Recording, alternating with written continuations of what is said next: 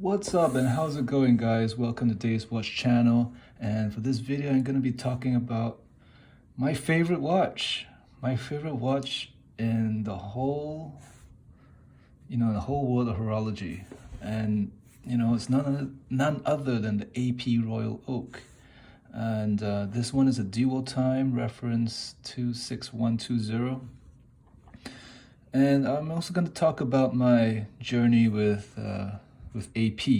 This will be my second Audemars Piguet, and the first one I had, it was my favorite watch in the collection, and that was the vintage reference 5402. It was a B series, and I bought that many years ago. It had a service dial. And interestingly enough, I bought that watch from a gentleman out in Kuwait. He mailed, and when I received the watch, at the time I was a rookie, I didn't really know much about, vintage watches and how the service dial kind of affects the value. But irregardless of the service dial, I thought it was a beautiful watch, and I had it for a really good price. And I got that watch. It was beautiful. I owned it. I loved it. And at the time, I was a lot heavier. I was I was a pretty big boy. I probably weighed about 210, maybe even 220 pounds. And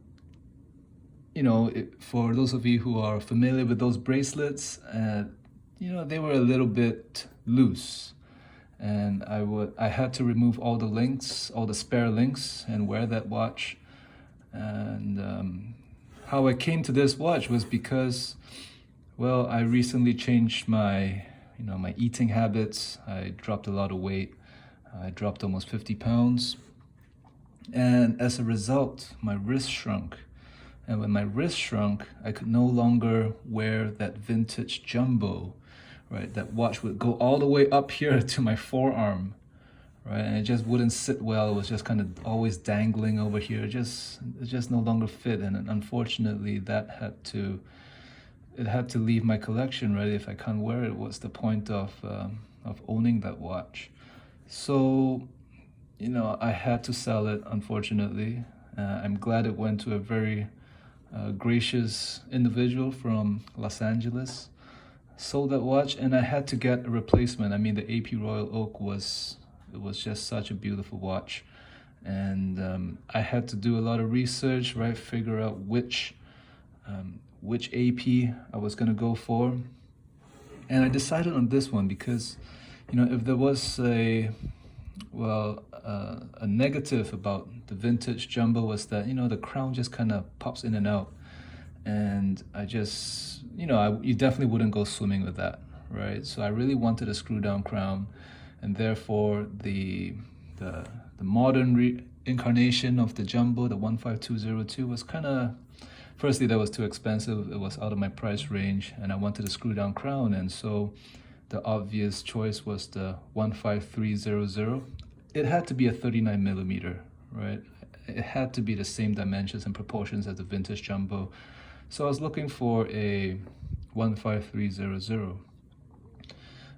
That didn't come up, but this one came up. And the more I looked into the dual time, the more I really liked it and felt that it really shed a lot in common with the vintage jumbo. For example, this only has the hours and minutes. There's no seconds hands, which I'm fine with that, right? This has the same proportions. It's a 39 millimeter diameter watch.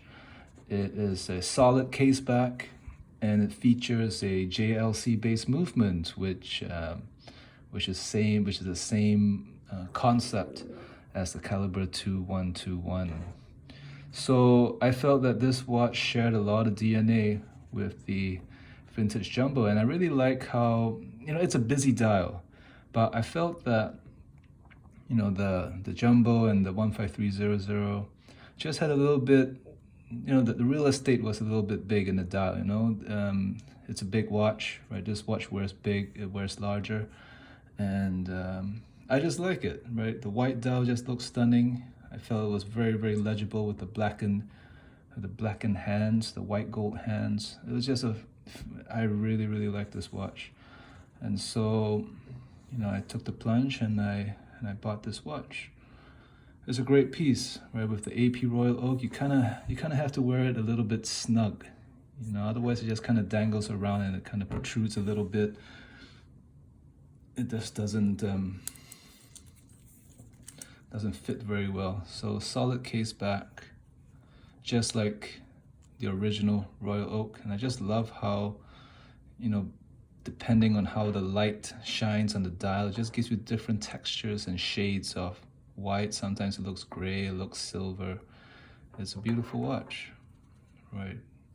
Now, do I prefer the design? Do I prefer the Royal Oak or do I prefer the Nautilus? To be very honest with you, I do prefer the design of the Royal Oak a little bit more than the Nautilus, right?